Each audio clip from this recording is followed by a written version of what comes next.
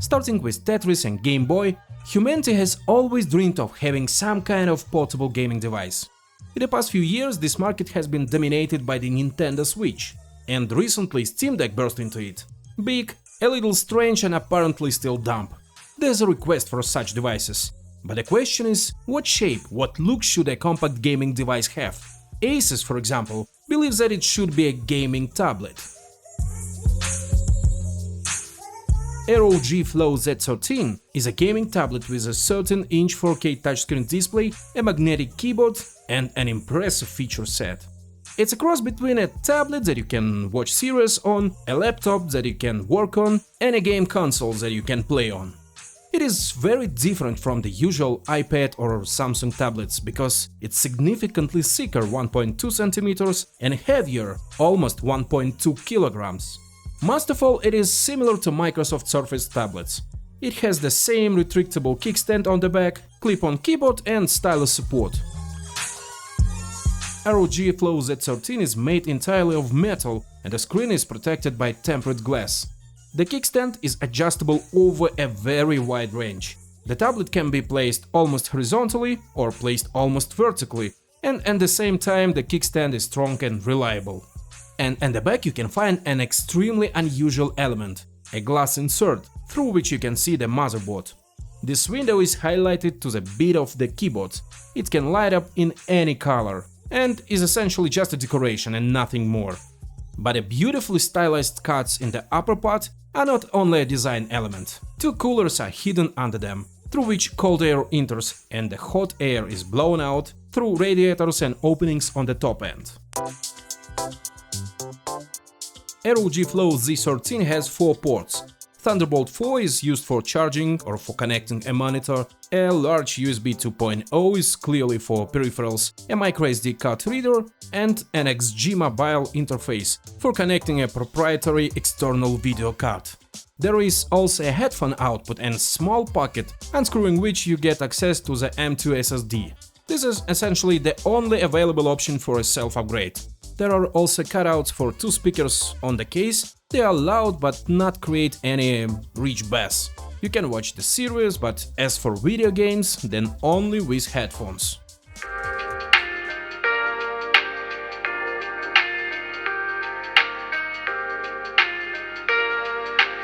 The tablet comes with a 100 power supply, not very big. There is also a clip-on magnetic keyboard with a coating similar to some kind of impregnated paper. The keyboard is fastened at the bottom, and additionally there are magnets in the area of the bottom of the screen. It holds up well with a bit of flex in the center when you're typing or actively gaming. The keyboard is actually quite good. You can even play on it, and there is also RGB backlighting, which is configured in the Armoury Crate application. But the touchpad is small and working with it is not as convenient as with a mouse or large full-fledged touchpad. It could have been made bigger. Asus offers this series in multiple configurations. Our test model is built on an Intel Core i7-12700H processor, 16GB of LPDDR5 memory, 1TB of fast SSD storage, and the NVIDIA RTX 3050 Ti graphics card with 4GB of VRAM. A solid toy, turns out. This is not a Steam Deck with its 720p screen, but the order of prices here is completely different. A slightly simpler version than ours, but with an RTX 3050 card costs $1,800. Our tablet with a 4K screen, a slightly more advanced card and a 1TB SSD will cost $2,000. ROG Flow Z13 also has 2 types of screen. 120Hz Full HD and, in my case, a 4K screen with 60Hz refresh rate. The display itself is not bad. Color gamut is 100% sRGB and 78% DCI-P3, the brightness is above 500 nits. The screen, by the way, touch and very responsive. The tablet could well be used without a keyboard and mouse, if not for Windows. After all, this system is not very designed for touch control. And now the most important question. How does this miracle pull games? And here's what's interesting. Due to the tight layout, Asus limited the power to the processor and graphics card. The RTX 3050 Ti is capped at 40 watts. Is this enough for normal games? Cyberpunk 2077 on medium settings with RTX and DLSS turn it on average 40 frames per second. Small drawdowns are possible at active locations, but in general something like this. Metro Exodus also with RTX and DLSS 30 to 40 FPS on average. Both games were tested in Full HD resolution because playing in 4K, as you understand, is not the best idea. And further down to the list you can see which games give what results. This tablet has the ability to connect an external XG mobile card with the RTX 3080, and the results in this case becomes many times better.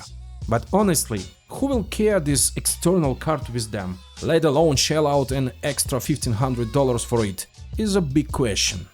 Again, the tablet has a completely different philosophy. This is an attempt to make a compact universal gaming device, but here you have to make compromises due to size.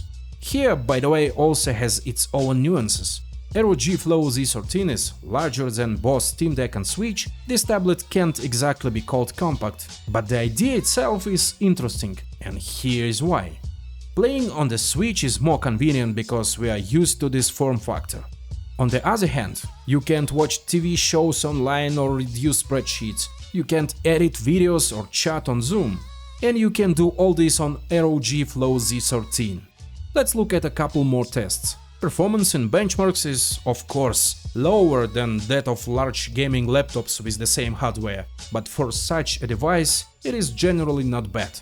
Rendering a full 10-minute 4K video with noise reduction takes 28 minutes on this computer.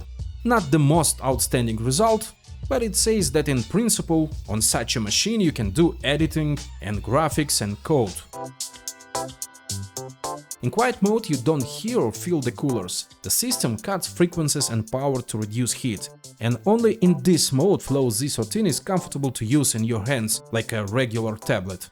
At the same time, the back metal cover heats up quite noticeably and it is felt, but the keyboard remains absolutely cold. In terms of autonomy, this tablet cannot compete with regular iPad or Android tablets, but in the quiet performance mode it gives about 5-6 hours at medium brightness. But if you play, then the time will be reduced to an hour, a maximum of 1.5. Let's summarize. I like the idea of a gaming tablet. It gives a more flexible layout and design. You can not only play but also work and watch movies. This philosophy seems to me quite viable. The tablet is not very big comparable to a 13-inch laptop, so carrying ROG Flow Z13 will be quite comfortable, but you can't directly compare it with regular tablets, just like you can't compare it with portable game consoles. This is completely different, closer to laptops. And right now, the biggest problem with the ROG Flow Z13 is the price. If it was cheaper, then perhaps it would be of interest to much more people because of the additional features. In the meantime, quite obviously, we see how Asus is trying to probe for new niches or even create them.